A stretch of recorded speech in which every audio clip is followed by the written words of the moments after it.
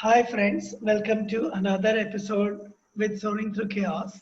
And the reason we do this is I feel we are in the midst of unprecedented chaos. There's so much changing every day, whether it's reports on the pandemic, a healthcare situation of friends and family, or people's jobs and career options. And amid all this confusion, it is really necessary for us to stay grounded. So I talk to people who help me stay grounded, or doing incredible work in the community, or helping others find meaningful work, or creating initiatives even amid these difficult times. Well, this is where being comfortable with the discomfort can help us to get to the next level of our own evolution. So let's talk, let's have a really nice chat today with my friend Ekta Shah. I met Ekta thanks to an NGO that we were both volunteering with. Do you remember the name? It was called Oasis. Dr. K. R. Oasis. Shroff Foundation. K.R. Shah Foundation, and also we went for an Yes, Oasis workshop. So, correct. Ekta, tell us about your life. You've done all kinds of things, including supporting NGOs, supporting people's journeys. You've been on computers and all that. Who is Ekta? We want to know. Okay, so if I want to describe myself by one way, I'll say Ekta is educator by heart. And when it comes to, I have been always passionate about to see that through education, if education becomes my tool, through education, can I really bring, life to somebody's actual life? How I can ensure that people can really make good living standards because of education. That has been my passion throughout. So having said that, I come from a background where my father has been a professor. So looking at the education playing a role into my own career, I always wanted to follow my father's footsteps. Started my career as an educationist. So I did my computer engineering in 95. And while in 95, we used to get, great opportunities for computers. It was booming. And this 2000 boom also, I just neglected all of them and continued my journey being an educationist in a university. So I stayed in university, started with government university, and that was in 97, where this era of private colleges started in Gujarat. So I jumped into private college, assuming that private colleges, since the authority would be more, we will be able to do better job for education. Worked in private university for around 12 years. During this period, I was fortunate enough to not only finish my master's, but also finish my PhD. While I did my computer engineering bachelor's, master's I had in ICT, where the flair of electronics got added, and that led me to my PhD in wireless sensor networks. With around 12 years in private and 3 years in government education system, I realized that over a period, we were probably missing the whole gist of education. We were not able to really see as to what students need for. And somehow over the period of 10 years, I realized that education is not typically looked as education, but somewhere it was converted into a business. Now that was a time where I wanted to see how to make industry ready engineers. So to learn it by myself, I left academia after 15 years of my career in academics. I jumped into industry to learn the water and to, taste the water by myself. I left I left academia. I went to industry, and along with that, I also went to my hometown. So I jumped into a new company. So everything was completely new. And that was such a beautiful period of experimentation where right from understanding how to write an email to how to think, how to talk to people, how to dress up, to what can be the deadlines, I started really understanding industry well and realized that, oh my goodness, industry and academia especially in India, are two entirely different worlds. So that has been my passion, I mean, I have always been working on seeing that whatever we do, let it be an education, ultimately it has to be outcome based. And if the outcome is to become a good engineer and to earn bread and butter, how are we achieving that? And I have always, over a period I've realized that can we do it in a reverse way, rather than teaching the students what they are supposed to be taught, and then they're fishing out how to make their career. If I can really guide the student right in advance, showcase him what he is supposed to do, and then ask him what 4 different options he wants to make in career for, and then reverse track it and actually give him guidance accordingly. I think that was a mechanism which I wanted to follow for making the people industry ready. So that's about my passion, Shankar. Well, Ekta, one of the things I noticed is that 20, 30 years ago, there were much fewer colleges. When you went to school, when I went to school, there were very few colleges, but the satisfaction level was quite all right. Maybe because college education was less expensive in India, people were much more satisfied with it. Today, the cost has gone up, but the satisfaction level seems to be lower.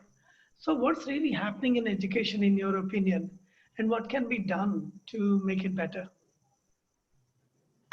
So it's a fantastic question, and as what you rightly said, so there are two aspects to it. One, Shankar, as what you rightly said, when the education cost was less, I think as a customer, if I use the word customer, as a customer, we were not really very conscious as well. Usually it happens in the human psychology. When I don't have to pay more, I think I can compensate with some of the services. So that was one of the angle. Apart from that, since the world was not very connected, I think the stress level and the competition level was also very less. So if I do not even have an exposure as to in the same domain what should be actually being taught, I really do not know what should be the taught, what should be actually I should be receiving. So how do I really complain about it? So that was an initial days when we were younger. uh, but now there are so many changes. World is completely connected.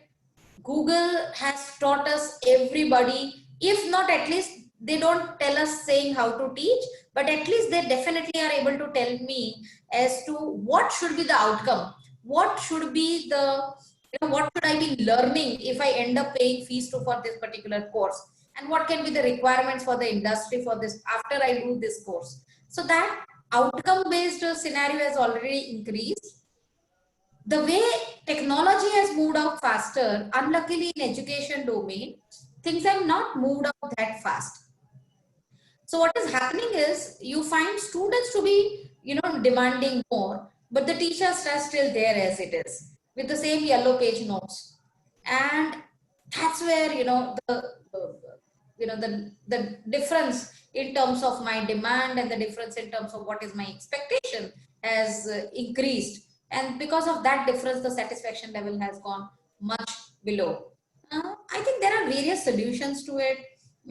If I talk about some of the solutions which I feel, uh, maybe we should, I mean, okay. So let me tell you, when it comes to, honestly, when it comes to education, the way, if we think that the way technology can start leaps and bounds, it can grow leaps and bounds, and every new year you have a new technology. I don't think education can be grown that way. No, education is just like, nurturing. It's not about teaching. It's about nurturing a plant. You have to wait till you nurture an individual, and you have to wait till you really get an outcome out of it. Your humans are products, and they are not the machines, so that you can press the button and get the output. So you have to really deal with huge many parameters when it comes to education, and hence the growth of education cannot be as fast as technology. But maybe there are a few things which we should look at it. One, are we really, what should be the outcome after we claim that? Let's take an example of engineer only. I mean, since I'm an engineer, it becomes easy to me. What should be the outcome of my engineering degree? Once I get an engineering degree, what should what should a company look at me, and what should world expect out of me. I think that's where I personally start feeling, oh, I'm an engineer, and since I am an engineer, now I'm supposed to produce things, and now I'm supposed to deliver the solutions. But I think that's wrong. The first thing we have to completely clear is, now I am qualified to become an engineer, not that I have a degree of engineering. The moment I say I have a degree of engineering, it means that I'm qualified to become an engineer. I have now understood what are the fundamentals of engineering subjects. I have not learned one subject, but I have undergone 40 subjects of them. I have tried to link up those subjects. I am clear with those fundamentals as to what is supposed to be done in computer engineering. But that does not mean I am a computer engineer. I am ready to learn. The moment I start with those fundamentals, I think I'm sorted. And I really know where I should start. So that's point number one. Point number two, now that the entire student and the entire world can check the questions online, why can't we talk about getting experts online? Why are we still talking about getting experts at a local level? You see, I have done quite a lot of experimentations, and in this interview, I'll also talk about the experimentation which I did, and I got the results also for that. But basically, rather than looking for experts only at a local level, especially when the technology has gone so fast and updating so fast, I think we should also look at experts at a global level. And if you talk about getting experts from global level, I think that is also going to solve a lot of problems, because you don't expect every local individual to be acquainted or to be even interested in those technological developments. No, it's a matter of individual's interest. If suppose, for example, if I'm teaching database management system, and if I'm so good at it, do I really need to know RDBMS or cloud architecture? Maybe not. Not even if I have been working in an industry, because by having cloud architecture does not mean database management system is out of the way. I mean, those fundamentals are still remaining, and I can still make my bread and butter out of it. Then why do we expect, and why do we compel the faculties also to keep on jumping from one subject to another as and when the technology advances? So I think rather than pushing the same faculty to do something different, maybe we should combine him with an industry expert who has similar knowledge on cloud architecture. I think that will also give a lot of satisfaction to the students, where the faculty can teach fundamentals and where industry expert can come with the latest technology. In fact, I realized Yes, that Shankar. you have started a new initiative. You have this new startup. Can you tell us more about it, what you're doing, and how you're able to bridge that gap between what the academics teach and what the industry needs? Yeah, I think it's again very relevant question, Shankar, because as I said, my passion was to see that it's not only about teaching. I want to see that what is the outcome when I teach. Is the student really getting what he is supposed to? It's not about how I teach. It is about how I make a good engineer. So the moment you change that perspective, that leaded me and that pushed me to leave my own career and join industry. And as I said previously, that the moment I went into industry, I realized that entire things are so very different. So after working internally within the industry, I planned up a new business model, or a new model was created, which I call it as a blended learning model. I tried to create a win-win model out of it, and especially in India, if you look at it, irrespective of what we have in Western world, which of course over a period only, I believe that it has also been developed over a period and over years together. But the way in Western world, this companies set up their incubation centers or set up their research centers inside the university, I think that is currently very unlikely. Apart from those premium institutes like IITs, that is not so very likely in India right now. So what is happening is that the exposure of a faculty for the industry is nearly nil. And similarly, once I join the industry, it becomes very difficult for me to go back to academia, because I have my own deadlines to be met and my own business targets to be met.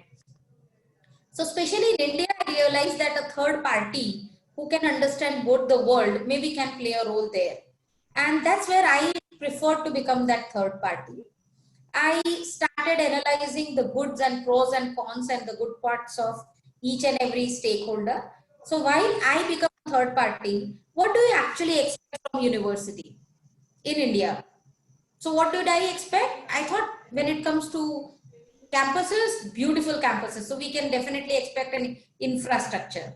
Similarly, when it comes to labs, I think all these industries do a fantastic job of giving a lot of tools and technologies, at par tools and technologies at academic price. So that the engineers can avail it easily. So I think that also can come from academia.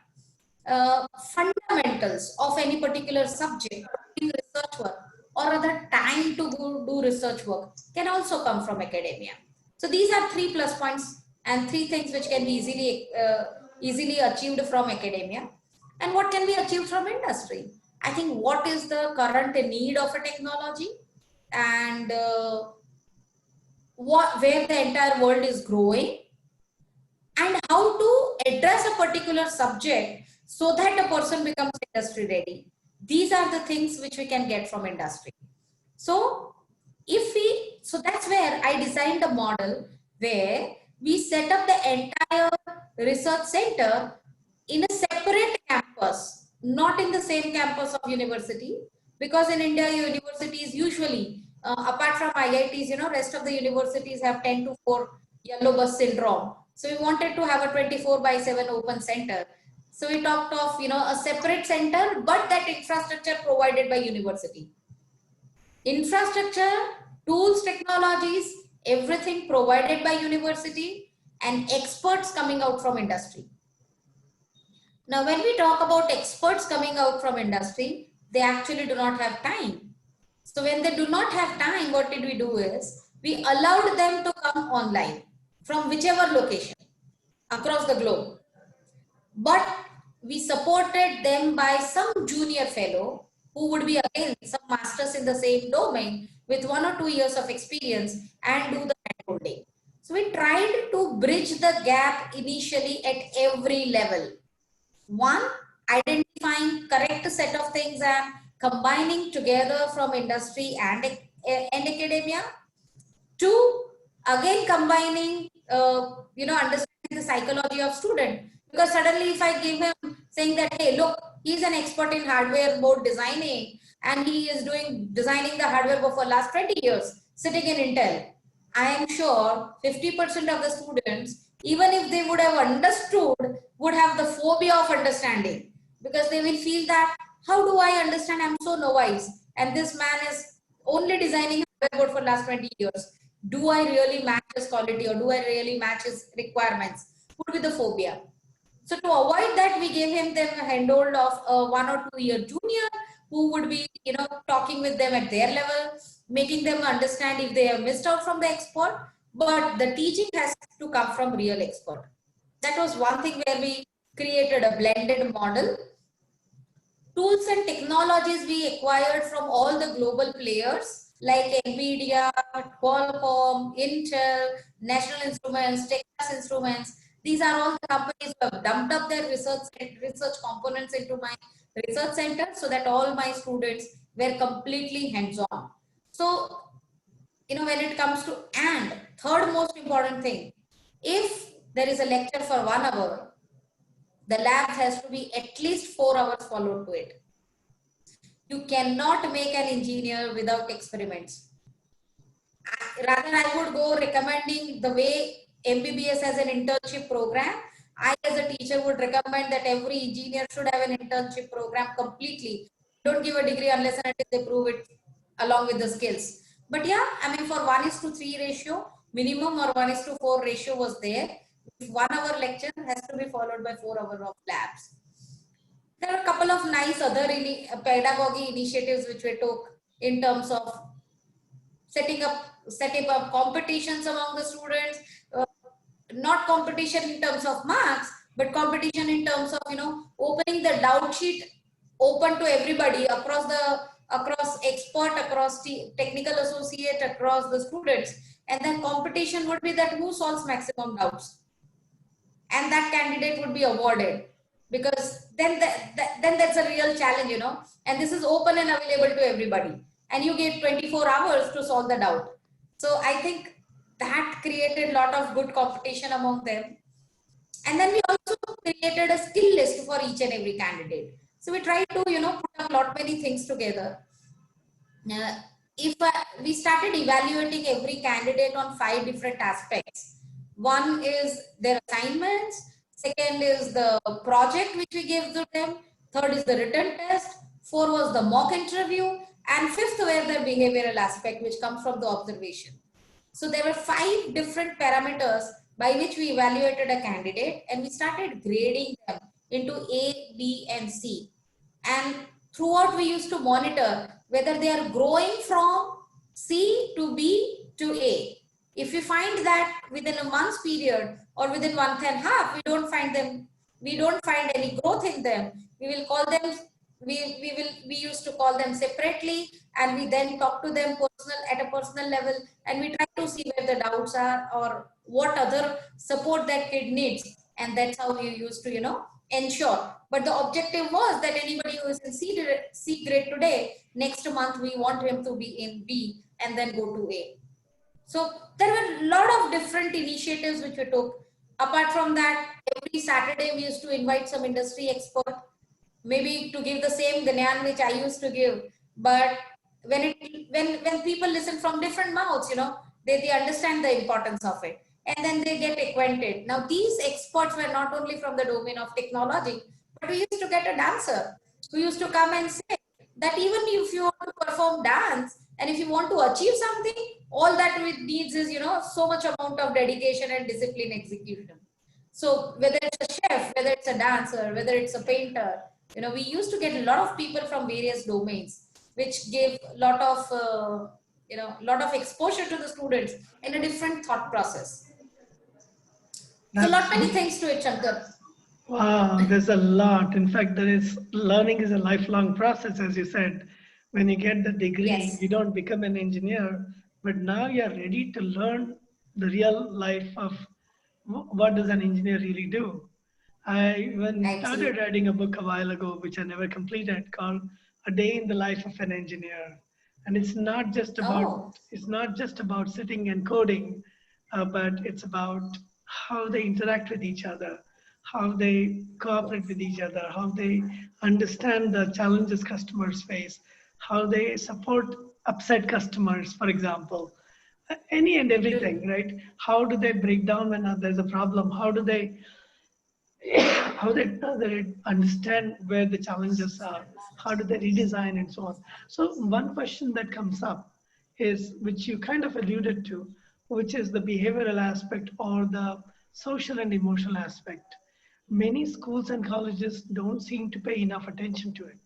But in the world that we are living in, especially with the Zoom world, people being far away from each other, cooperation and to be able to understand emotional cues, to be able to understand how to work with each other has become more important. So how are you able to help students in this respect?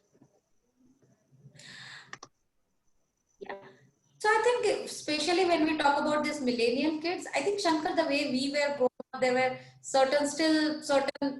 we were taught that we don't argue much and we obey. But I think these millennials are different, and I think the only solution which works here is lead by example. Uh, I have a different opinion. I don't know. I love these millennial kids. Actually, people say that they are tough to handle. It's very difficult. But I have always found them more mature. I have found them more clear. No confusions at all. The only thing is, are we capable of leading them? Is a question which I've always asked myself. And I think I started taking that as a challenge for myself. And that's what I think I have been reasonably successful. I mean, uh, till now I have not faced many of the challenge in training these people. They have been successful. I'll tell you one very nice example, which I used to do as a teacher, which I don't know whether I would have myself done that as a student or not. when I used to evaluate the kids during the Viva exams, and I'm talking about final exams, when I used to evaluate them, I used to ask them some questions. Of course, Viva is supposed to end where they don't know the answers. So you want to satisfy yourself as a teacher. So after asking all those questions, I used to show them, I used to discuss it with them that look, these were your questions, these are your answers. Your friend was able to give these many answers, and I gave him say 30 marks out of 50, for example. What do you think you should get?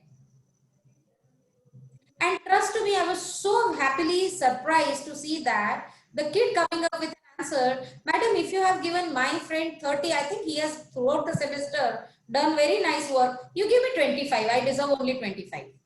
Wow. Such a beautiful thing. Wow. So there's a stronger belief in fairness. When you actually put up and when you actually give them responsibility, I think I have found them much better. So the only thing is you should be transparent enough. You should showcase that you don't want to enter into bureaucrat role and you are there for them. I think they have been working wonderfully. And that has really solved a lot of my problems. Wonderful, wonderful. Now that we are in the midst of this thing called the pandemic, which some people don't even know whether it exists or not, but what we have seen, at least what I've observed, is a lot of young people are feeling lost. I was talking to one person yesterday from Mexico and another one from Guatemala, and they were saying that this is the first generation where the graduation is happening virtually. You know, they're not even able to meet their friends and all that. But it has created some amount of anxiety, fewer job opportunities, fewer possibilities of finding worthwhile work. What's going on, and how can we get these students to find meaningful opportunities and to grow, either create their own opportunities or to join a job, find some kind of work? Where do you see the market heading right now? So again, I mean, I understand it's a very difficult. It's very bad to say this, but I think this pandemic is there to teach we as human beings a lot of lessons. You know, we have as a human being crossed our lines and borders and messed up with ecology so much that I mean, I want to take it that way. Here we are, so probably we are learning that what are real correct essentials in life and what a kind of race and stress we have been. You know, very difficult question to answer, Shankar, because as you are right now talking about how do we really guide the students, trust me, I think even as elders, maybe I myself is trying to see how do I really, really cope up with this. With what can be the various mechanisms? Luckily, we have been into, I mean, say, so as you and so as I have been in this domain of automation, and we are very accustomed to online environment. So maybe we are very easy to go, but to do it. But there are so many of the people who have realized that either you have to work in the services which are essential services, bare minimum services, change the parameters, or you have to learn how to do everything online, right? So one of the thing which we want to do is, you know, we have started reaching out colleges and we have started reaching out schools, and we are talking to leaders saying that how to really have their teachers or the leaders themselves cope up with this online. Maybe it would take another 3-4 months for them to really come up to that, and then I think we should be able to address this question. But trust me, if I look back and look at the way technology has been advancing, while we on one side where we are talking about industry 4.0, automatizing everything, connecting all the components, and this has not, this is before pandemic. We have been talking about artificial intelligence and machine learning and so on.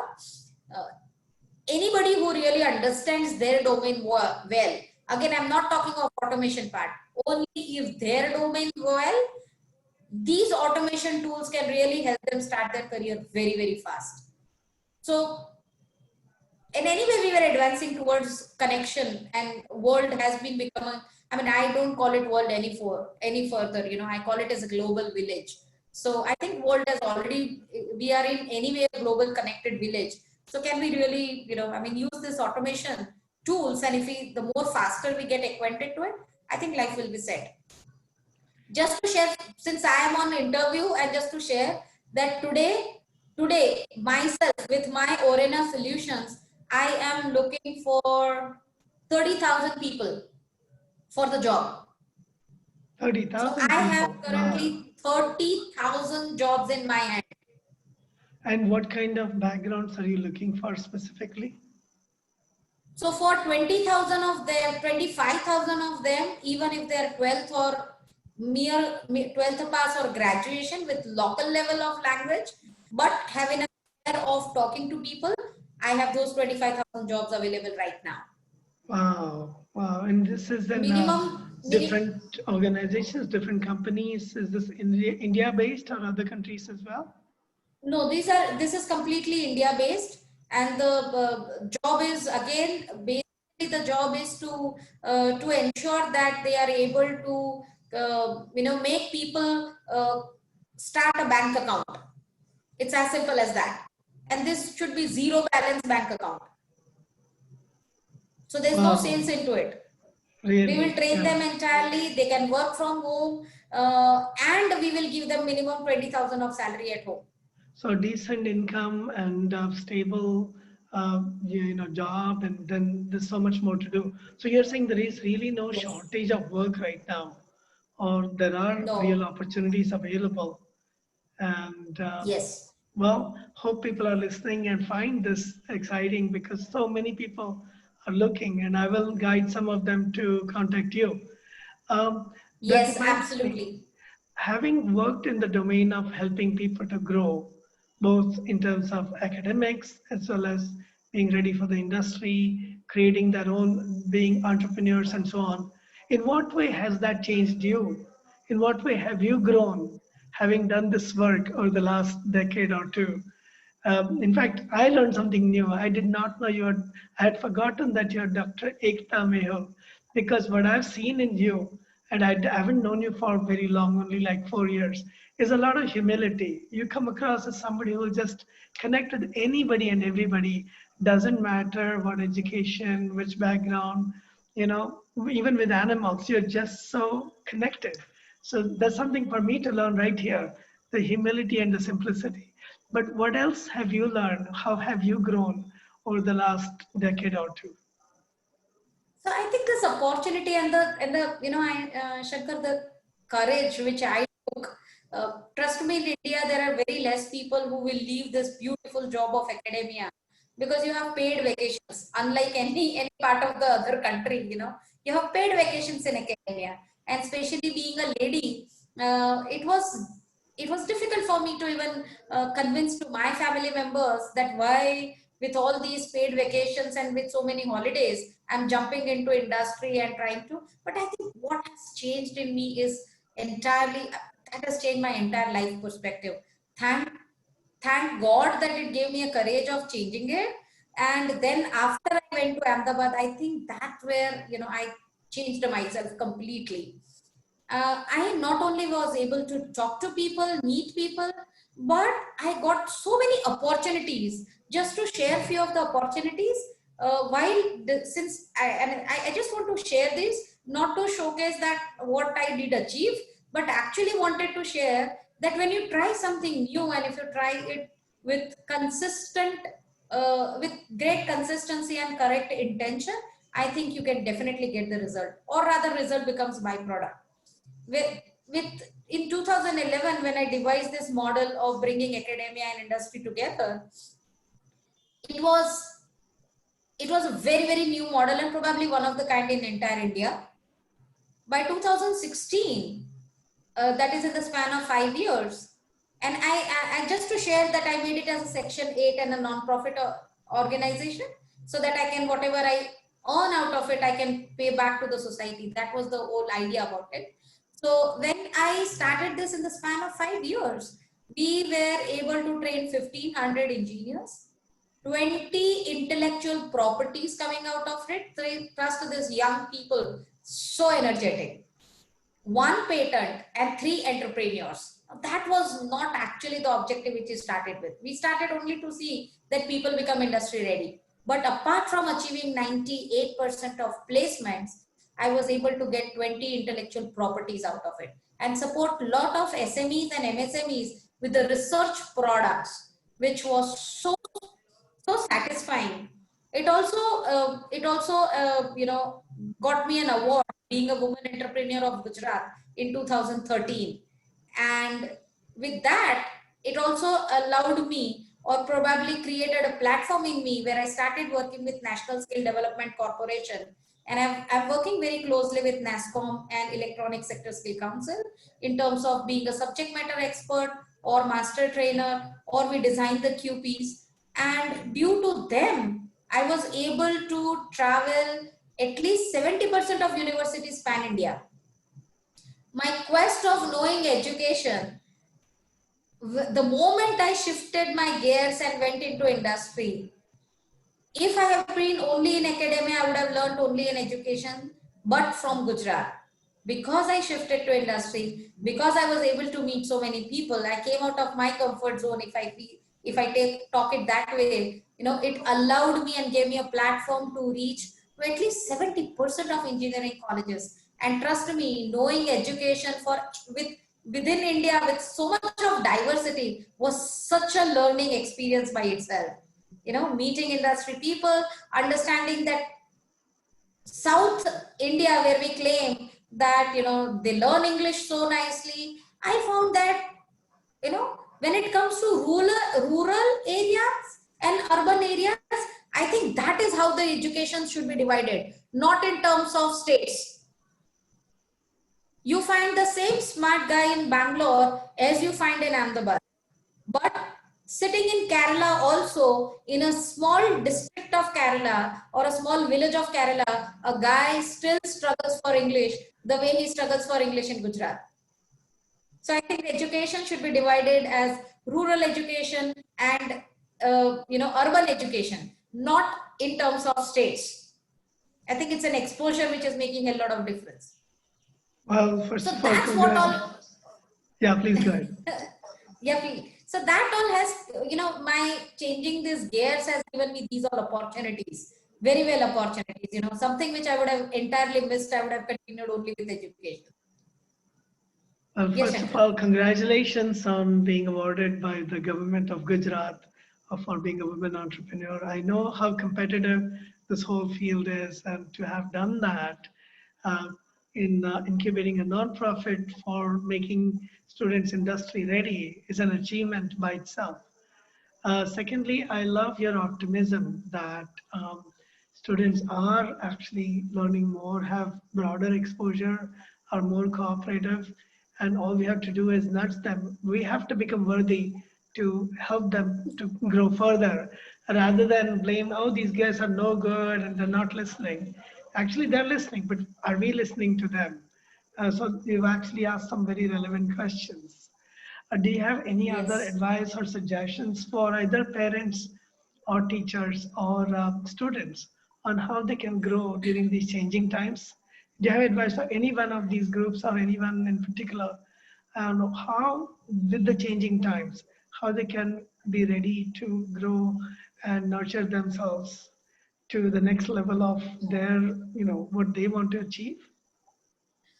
Maybe I have very drastic. I mean, I have very strong views on those. Where now probably gone is the era where we should call ourselves as teachers. I think teachers has no role to play.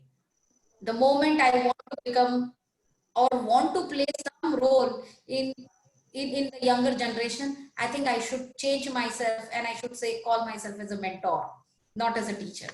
How much do I have hands-on experience? How much do I understand them? And why would they come only to me and not to go anybody else? Because if it's online, who stops me listening to a Harvard professor? Who compels me that I have to go and listen to an MSc professor? Right? So it is about that teacher, that a teacher should not remain as a teacher, actually should become a mentor. It's gone that we are here to teach them. No, I don't think. I think we should we should be so much, all the role which I have to probably as a play is to make them inquisitive enough. Can I really play that role? To make them inquisitive enough or curious enough that they can start taking their own path. I think I have to change, start learning that way. And same as with parents, the parents have to learn to become friends. These younger generations are frank enough, they are open enough, they don't mind saying no when they are supposed to say no. Then, as a parent, I'm supposed to bear there's no, and I'm supposed to, listen to it that yes, can I really provide a platform that they come and share? I think it's more for me to learn. I still believe that. I don't think so that what is It's happening true. in, It's true. what is happening, Shankar, is we had a debate. I mean, we were just thinking, and why these people, we find it confusion. See what, during our days, because there was no communication and because we were not able to connect to the larger part of the world, for us, we grew very nicely. My role model used to be local. I can observe him. He was in the same environment where I was. So I grew a little bit along with my role model. Then I changed my role model. Maybe I went up somewhere, then up in. But that role model used to come from the same fraternity, from the same environment. So it was easy for me to cope up with him. Nowadays, sitting here in India or sitting in rural part of India, I want to become Bill Gates because I'm seeing Bill Gates every day. And I don't have anybody nearby him. So suddenly from the ground level, I want to jump on 100th level. How is that possible? That's not possible. And that creates a lot of depression in me. So ideally, we want local role models so that somebody can understand that if I have somebody as a role model here, right near to me, I want to become that first. So again, as I said, I think it's our generation, we have to learn. I think we are the most crucial generation who learned from parents and now are learning from children as well. So You brought up a very, very real point. When I ask students now, they have such high aspirations, it creates FOMO, the fear of missing out. And there's one young person I met in Ahmedabad, brilliant, brilliant guy, Parth. And when I asked him what does he want to do, he said, I want to do charity too. I want to help people too. But after I made my $100 million, like, why $100 million? He says, without $100 million, he says, I can't get anything done. And I was thinking about it. what were my aspirations when I was in college? I wanted to get a job. yes, So absolutely. they are at least aspiring or looking at the world and saying, what do I want to do? And my first thought was, oh no, no, that's wrong. But then I said to myself, why not? What if this person is really thinking about how to change the world?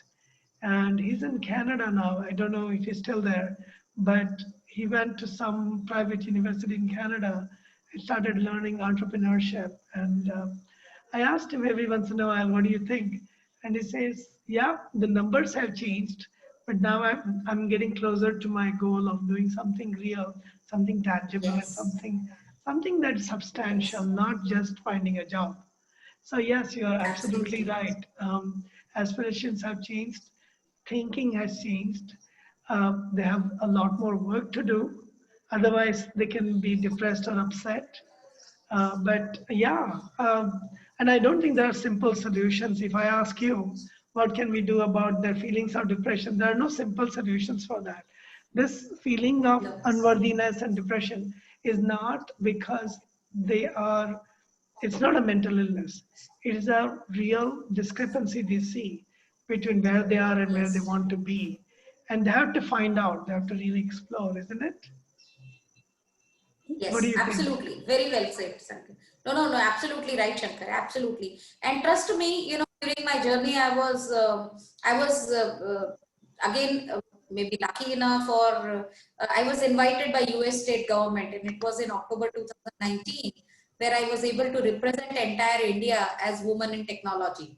Uh, it was me representing India, and there were similarly 28 women from 28 other countries who were invited by US government. It was under the program called International Visitor Leadership Program, and it was visa by invitation, where entire month we were asked to travel. I mean, government they actually made up our plans, where we traveled entire west coast of US, reaching out to 5 different states and meeting so many people. Now, again, that was a fantastic exposure. And believe me, Shankar, within India, no, it's not the case within India. I think it is a world level problem where majority of the people were talking about the same, because the environment at every country is so very different. And then suddenly, due to communication and due to the connection across the globe, people are aspiring different, sitting in a different entire world, not able to understand and adjust with their social settings. So this is I think it's a world level crisis. Yeah, but it's not a crisis that should make us look down. It's a crisis where the students, these people, are getting excited about the possibilities, and sooner or later they'll Yes, find something yes, that's meaningful to them. It's an existential crisis absolutely. almost. No, so I mean, I will congratulate you the way you identified such a beautiful time to do this chaos interviews, and that's how you are connecting with people, right? I'm actually learning. Honestly, So you've known me for a while. I'm not known to be a good yes, listener, but I'm learning to listen through this process. My biggest thing so is I'm learning how much people know and how many different ways are there of looking at the problem, rather than getting depressed. Oh, these kids, there's no future for them. That was one of okay, my viewpoints when I got into oh, interviewing and talking to people. And now I'm like, okay, first of all, there are many opportunities. Secondly, yes, the students are aspiring high, some of them at least, and or higher than where they are. Like, for example, there are yes, kids who have learned in Gujarati medium. They say, I want to learn hmm, English, and they're finding ways to learn that correct, online. That's the first big step. yes, There was a guy absolutely, I got to know, and I interviewed him recently, who used to sell tea, chaiwala. And this young man, okay, he has he figured out that if he learns English, he'll do better. So he met people who are working, student teachers at Teach for India. Then he became an office boy at Teach for India and learned English. Then he went on Jagrati Yatra. Then he went on several yatras. And today he's an ambassador to Jagrati Yatra. Today he's an ambassador to wow, and is working with Vision India Foundation. And he's raised like 50 lakh rupees, which is like 5 million rupees. And he has distributed them to revive the economy in Ahmedabad and in many other areas. 5 years wow, so ago, inspiring, he was selling tea, and his dad is a laborer, and mother was a housemaid, doing domestic labor work. This guy who was born in who comes from Nepali descent learns not only languages, not just Gujarati and Hindi, but decent enough to speak in English for an hour, at least half the time. Amazing. And I was wow, like, wow, wow, if amazing, this man can do it without any college degrees, he keeps learning. Wherever he gets a chance, he keeps true, learning.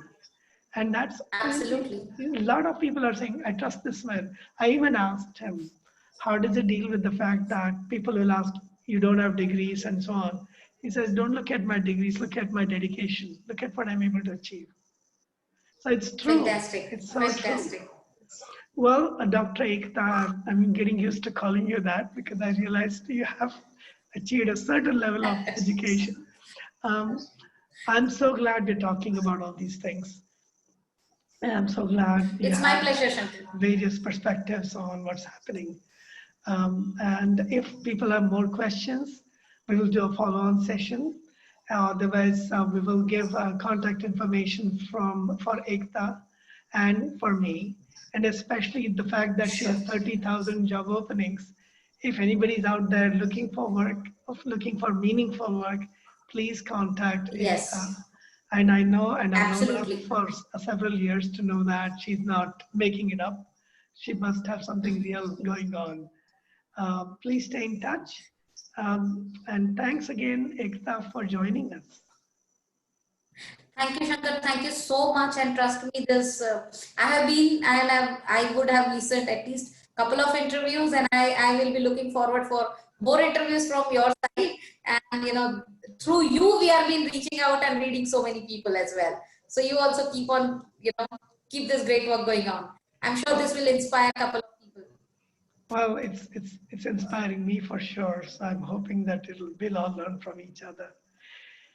Thanks again, Sure. and please stay in touch. And if anybody out there wants to share their story, how and what they're doing, something different, something unique, something that they've learned during the pandemic or over the last few years, please come forward. I would love to hear you. I would love to listen to your stories. And please have Thank you, a Shankar. Thank you so wonderful, much for safe your day. time. Thank you. Thank you.